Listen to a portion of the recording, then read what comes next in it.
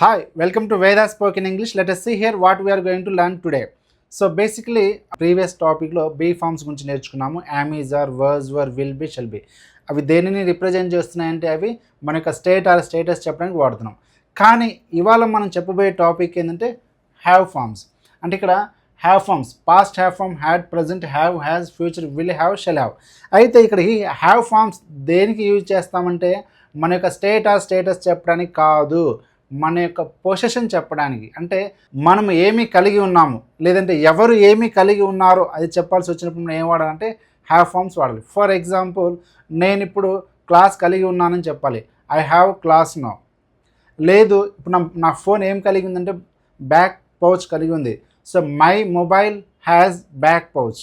Narendra Modi has prime minister post. Narendra Modi గారు ఏం కలిగి ఉన్నారు?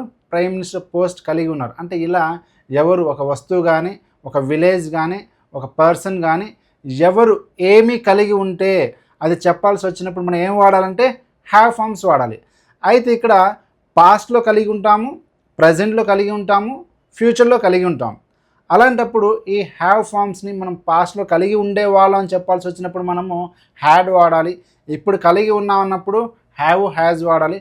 భవిష్యత్తులో కలిగి ఉంటామన్నప్పుడు విల్ హ్యావ్, షల్ హ్యావ్ వాడాలి. మనం చేసే మిస్టేక్స్ ఏంటి? I have class yesterday. నేను క్లాస్ కలిగి ఉన్నామంటే ఐ హ్యావ్ క్లాస్ ఎస్టర్డే అంటాం. ఈరోజు క్లాస్ కలిగి ఉన్నామంటే ఐ హ్యావ్ క్లాస్ టుడే అంటాం. రేపు క్లాస్ కలిగి ఉన్నామంటే ఐ హ్యావ్ క్లాస్ టుమారో అంటాం. 3 చోట్ల హ్యావ్ తీసుకురాకూడదు. నిన్న క్లాస్ కలిగి ఉన్నా అని చెప్పాల్సి వచ్చినప్పుడు ఐ హ్యాడ్ క్లాస్ ఎస్టర్డే అని చెప్పాలి. ఇప్పుడు నేను క్లాస్ కలిగి ఉన్నా అని చెప్పాల్సి వచ్చినప్పుడు ఐ హ్యావ్ క్లాస్ టుడే అని చెప్పాలి.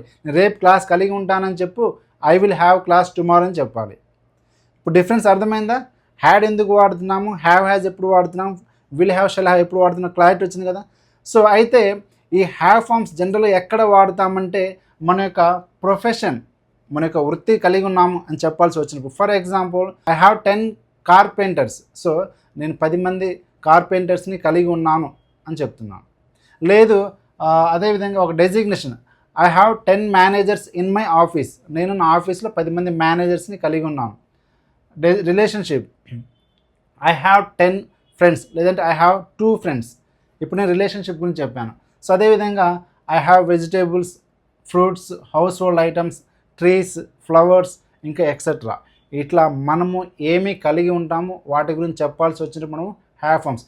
జనరల్ మనం ఏం కలిగి ఉంటాం? ఇవే కదా, professions, designations, relationship, things, vegetables, fruits, house hold items, trees, ఇలా వీటిని మనం కలిగి ఉంటాం కదా. సో కాబట్టి మనం వీటికి ఓనర్షిప్గా ఉంటాం కాబట్టి మనం హ్యావ్ ఫార్మ్స్ వాడాలి. అర్థమవుతుందా? ఇప్పుడు మనము ఓన్లీ దేని మీద ఫోకస్ చేద్దామంటే పాస్ట్ హ్యావ్ ఫార్మ్. అంటే what is the past have form here? Had. ఓకేనా? సో ఈ హ్యాడ్ మనము పాస్ట్లో సబ్జెక్ట్స్కి కానీ ఎక్కడ ఎలా వాడాలి ఒకసారి మనం క్లియర్గా నేర్చుకుందాం. ఓకేనా? సో దాని మీద మనం ప్రాక్టీస్ చేద్దాం. Let us see here past have form. What is the past have form? Had. అయితే ఈ హ్యాడ్ ఎక్కడ వాడతామంటే పాస్ట్కి వాడతాము. మరి ఆల్ సబ్జెక్ట్స్కి వాడాలి. సబ్జెక్ట్ సింగులర్స్ అని ప్లూరల్స్ అని ఏం లేదండి. మనం ఎవరిని యాజ్ ఏ సబ్జెక్ట్ తీసుకున్నా కానీ అందరికీ హ్యాడే వాడాలి, గుర్తుపెట్టుకోవాలి. So I, we, you, they, plural name, he, she, sing అందరికీ హ్యాడే వాడతాం. యూసేజ్ ఎక్కడ వాడతాము? మనం మాట్లాడుతుంది పాస్ట్ హ్యావ్ ఫార్మ్. పాస్ట్ అంటే ఏంటి? Before, yesterday, last week, last month, last year, in 2010 ఇట్లా. ఓకేనా? సో ఇక్కడ మనము పాస్ట్లో ఏదైతే కలిగి ఉండేవాళ్ళమో అది చెప్పాల్సి వచ్చినప్పుడు మన స్ట్రక్చర్ ఏంటి? ఇక్కడ subject plus had plus object. ఇక్కడ మనము హ్యాడ్ అని హెల్పింగ్ వర్బ్ తీసుకున్నాం. ఎందుకని? మనం ఇక్కడ యాక్షన్స్ చెప్పట్లేదు మెయిన్ వర్బ్ తీసుకోవడానికి. మనం చెప్తుంది మన యొక్క పొజిషన్, మనం ఏమి కలిగి ఉండేవాళ్ళం చెప్పాల్సి వచ్చినప్పుడు మనం పాస్ట్ గురించి మాట్లాడుతున్నాం కాబట్టి పాస్ట్ హ్యావ్ ఫార్మ్ తీసుకున్నాం. ఓకేనా? కాబట్టి ఇక్కడ what is the past helping verb here? Had only. కాబట్టి మనం subject plus had plus object తీసుకోవాలి. చూడండి, ఇక్కడ I had bicycle in my childhood. నేను నా చిన్నతనంలో బైసికల్ కలిగి ఉండేవాడిని. ఇప్పుడు కలిగి ఉన్న గురించి మాట్లాడుతున్నానా? భవిష్యత్తులో కలిగి ఉంటానని చెప్పి మాట్లాడుతున్నా? కాదు కదా. గతంలో కలిగి ఉండేవాడిని, నా చిన్నతనంలో కలిగి ఉండేవాడిని అని చెప్పాల్సి వచ్చినప్పుడు నేను ఇక్కడ హ్యావ్ బదులు ఏం తీసుకున్నాను? Had. I had bicycle in my childhood. నా చిన్నతనంలో నేను బైసికల్ కలిగి ఉండేవాడిని. ఇక్కడ చూడండి, we had Kohinoor diamond before freedom. మనం స్వాతంత్ర్యానికి ముందు కోహినూర్ డైమండ్ని మనం కలిగి ఉండేవాళ్ళం. అవునా కదా? సో అదేవిధంగా you had exam last week, మీకు లాస్ట్ వీక్ ఎగ్జామ్ ఉంది. అదేవిధంగా they had many properties last year, వాళ్ళు చాలా ప్రాపర్టీస్ కలిగి ఉండేవాళ్ళు ఎప్పుడు, పోయిన సంవత్సరం. He had బ్యాంగో tree in his farm house, అతను తన ఫామ్ హౌస్లో బ్యాంగో ట్రీని కలిగి ఉండేవాడు. బ్యాంగో ట్రీ అంటే ఏంటి, వెదురు బొంగు చెట్టు తెలుసా, వెదురు బొంగు చెట్లని మనం ఏమంటామంటే బ్యాంగో ట్రీ అంటాం, ఓకేనా. సో ఇట్లా she had jewellery before marriage, తన పెళ్ళికి ముందు తన జ్యువెలరీ కలిగి ఉండేది. ఇట్లా గతంలో కలిగి ఉండేవాళ్ళు ఎవరైతే వాళ్ళు, అది నేను అవ్వచ్చు, మీరు అవ్వచ్చు, ఎవరు కలిగి ఉండేవాళ్ళు వాళ్ళని యాజ్ ఏ సబ్జెక్ట్ తీసుకుంటున్నాము. తర్వాత హ్యాడ్ అని హెల్పింగ్ వర్బ్ తీసుకుంటున్నాము. ఏమీ కలిగి ఉండేవాళ్ళం దాన్ని మనం ఆబ్జెక్ట్ తీసుకుంటున్నాము. తర్వాత టైం క్లారిటీ ఇస్తున్నాం. కాబట్టి మనం గతంలో కలిగి ఉండేవాళ్ళం అంటే ఇలానే చెప్పాలి. అయితే మీరు ఇక్కడ గుర్తుపెట్టుకోవాలి, మనం పాస్ట్ హ్యావ్ ఫామ్ గురించి మాట్లాడుతున్నాము కాబట్టి హ్యాడ్ వాడాలి. ఫర్ ఎగ్జాంపుల్, మనము బ్లాక్ అండ్ వైట్ టీవీస్ కలిగి ఉండేవాళ్ళం ఒక 15 సంవత్సరాల క్రితం.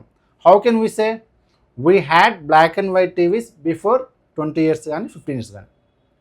అదేవిధంగా మనము కాయిన్ బాక్స్ కలిగి ఉండేవాళ్ళం, మరి ఇప్పుడు కలిగి ఉన్నామా, లేదు కదా, గతంలో కలిగి ఉండేవాళ్ళం కదా. So we had coin box before 15 years అని చెప్పొచ్చు. అదేవిధంగా మా గ్రాండ్ ఫాదర్ ఎద్దుల బండ్లు కలిగి ఉండేవాళ్ళని చెప్పాలి. My grandfather had bull carts before 20 years. Hyderabad had many hills before 20 years. ఒక 20 ఏళ్ల క్రితం హైదరాబాద్ ఏం కలిగి ఉండేది, కొండల్ని కలిగి ఉండేది. మరి ఇప్పుడు కలిగి ఉందా కొండల్ని, లేదు కదా.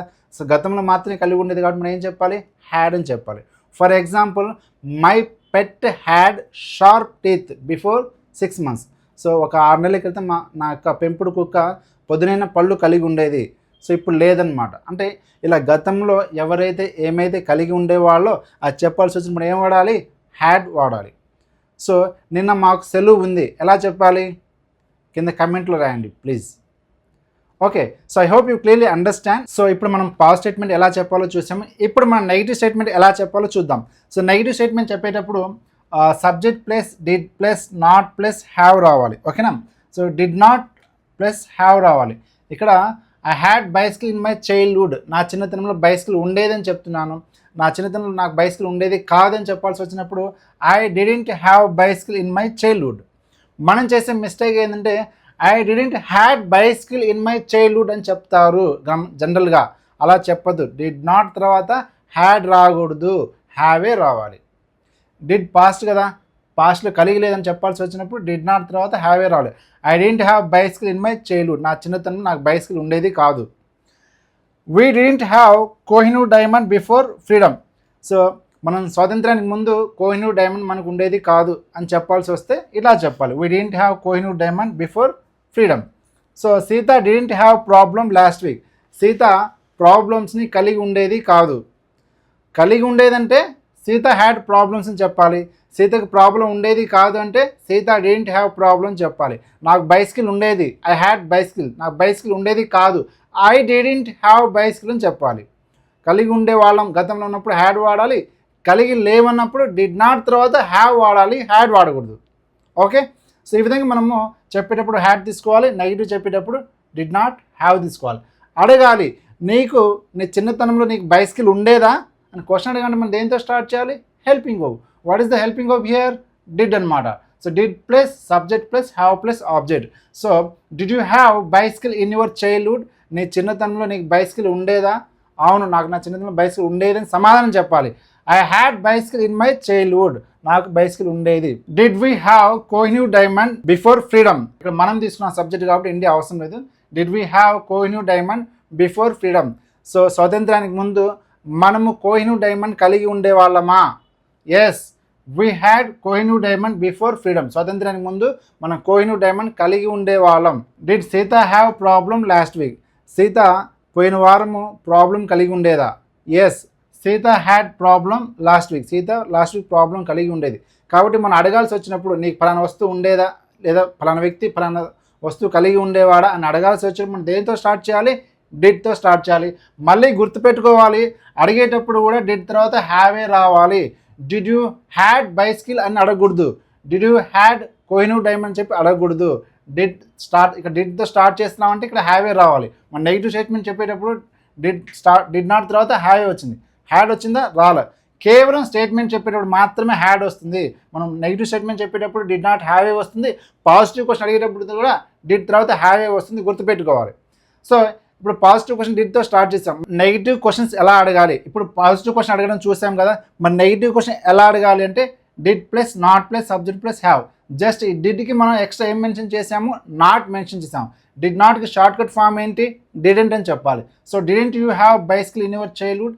నీ చిన్నతనంలో నీకు బైసికల్ ఉండేది కాదా? నీకు బైసికల్ ఉండేదా అని అడగాలైతే డిడ్తో అడగాలి. Did you have bicycle in your childhood? నీకు బైసికల్ ఉండేది కాదా అన్నప్పుడు did not you have bicycle in your childhood.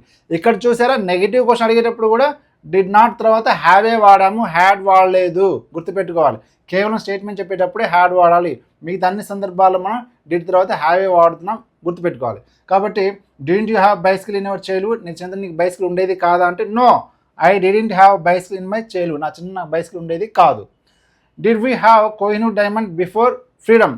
So స్వాతంత్రానికి ముందు మనం కోహినూర్ డైమండ్ కలిగి ఉండేవాళ్ళం కాదని అడుగుతున్నాం. No, we didn't have Kohinoor diamond before freedom. So స్వాతంత్రానికి ముందు మనం కోహినూర్ డైమండ్ కలిగి ఉండేవాళ్ళం కాదు అని చెప్తున్నాం. Did not Sita have problem last week? Sita పోయిన వారము ప్రాబ్లం కలిగి ఉండేది కాదా? No, Sita didn't have problem last week. Sita పోయిన వారం ప్రాబ్లం కలిగి ఉండేది కాదు. కాబట్టి మనము పాజిటివ్ క్వశ్చన్ అడిగేటప్పుడు డిడ్ ప్లస్ సబ్జెక్ట్ ప్లస్ హ్యావ్తో అడగాలి. నెగిటివ్ క్వశ్చన్ అడిగేటప్పుడు డిడ్ నాట్ తర్వాత సబ్జెక్ట్ తర్వాత హ్యావే వస్తుంది. పాజిటివ్ క్వశ్చన్ అడిగేటప్పుడు అయినా నెగిటివ్ క్వశ్చన్ తర్వాత హ్యావే వస్తుంది. కాబట్టి ఇక్కడ డిడ్తో అడుగుతాము, ఇక్కడ డిడ్ నాట్తో అడుగుతాం నెగిటివ్ క్వశ్చన్. సో చూసారు కదా, మనం పాజిటివ్ క్వశ్చన్ ఎలా అడుగుతున్నాము, పాజిటివ్ స్టేట్మెంట్ ఎలా చెప్తున్నాము, నెగిటివ్ క్వశ్చన్ ఎలా అడుగుతున్నాము, నెగిటివ్ స్టేట్మెంట్ ఎలా అడుగుతున్నాము, చూసారు కదా. సో ఇప్పుడు మనం చేయాల్సింది ఏంటి? ఇప్పుడు మనం ప్రాక్టీస్ సెషన్లోకి వెళ్దాం. ప్రాక్టీస్ ఎట్లా చేయాలి మీకు తెలుసు కదా, task 1, task 2, task 3. So task 1 అంటే positive statement, negative statement, positive question, negative question. మనం తెలుగులో అనుకుంటే ఇంగ్లీష్లో రిప్రజెంట్ చేయాలి, ఓకేనా. సో ఫర్ ఎగ్జాంపుల్ ముందుగా పాజిటివ్ స్టేట్మెంట్ చెప్పాలి. మా ఫ్రెండ్ బిజినెస్ కలిగి ఉండేవాడని చెప్పాలి. My friend had business. మా ఫ్రెండ్ బిజినెస్ కలిగి ఉండేవాడు కాదని చెప్పాలి. My friend didn't have business అని చెప్పాలి. మీ ఫ్రెండ్ బిజినెస్ కలిగి ఉండేవాడని క్వశ్చన్ అడగాలి. Did your friend have business earlier? మీ ఫ్రెండ్కి బిజినెస్ ఉండేది కాదా? Didn't your friend have business అని చెప్పాలి. ఇట్లా మనము positive statement, negative statement, positive question, negative question తెలుగులో అనుకుంటే ఇంగ్లీష్లో ఒక 50 to 100 సెంటెన్స్ ప్రాక్టీస్ చేయండి. Let us go for the task 2. Task 2 ఏంటి? కాన్వర్జేషన్. పాజిటివ్ క్వశ్చన్కి పాజిటివ్ ఆన్సర్, నెగిటివ్ క్వశ్చన్కి నెగిటివ్ ఆన్సర్. ఇవి కూడా మనం 50 to 100 ప్రాక్టీస్ చేయాలి. Let us see the question అనమాట. సో నిన్న నువ్వు ల్యాప్టాప్ కలిగి ఉన్నావా? Did you have laptop yesterday? Yes, I had laptop yesterday. నిన్న నువ్వు ల్యాప్టాప్ కలిగి లేవా అన్నప్పుడు దీంతో స్టార్ట్ చేయాలి. Didn't you have laptop yesterday? No, I didn't have laptop yesterday. నేను ల్యాప్టాప్ కలిగి లేను అని చెప్పాలి.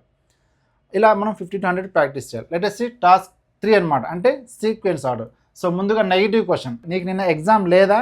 Didn't you have exam yesterday. తర్వాత స్టేట్మెంట్ చెప్పాలి, ఐ హ్యాడ్ ఎగ్జామ్ ఎస్టర్డే. తర్వాత పాజిటివ్ క్వశ్చన్ అడగాలి, నీకు నిన్న ఎగ్జామ్ ఉందా? Did you have exam yesterday. తర్వాత నెగిటివ్ స్టేట్మెంట్ చెప్పాలి, నాకు నిన్న ఎగ్జామ్ లేదు, I didn't have exam yesterday. ఇలా మళ్ళీ 50 to 100 సెంటెన్స్ ప్రాక్టీస్ చేయండి. So I hope you clearly understand. ఈ టాస్క్ 1, టాస్క్ 2, టాస్క్ 3 బాగా ప్రాక్టీస్ చేయండి. You will get the clarity. So I hope you clearly understand. Again, we'll meet in another session. Until that, bye bye. See you. Take care.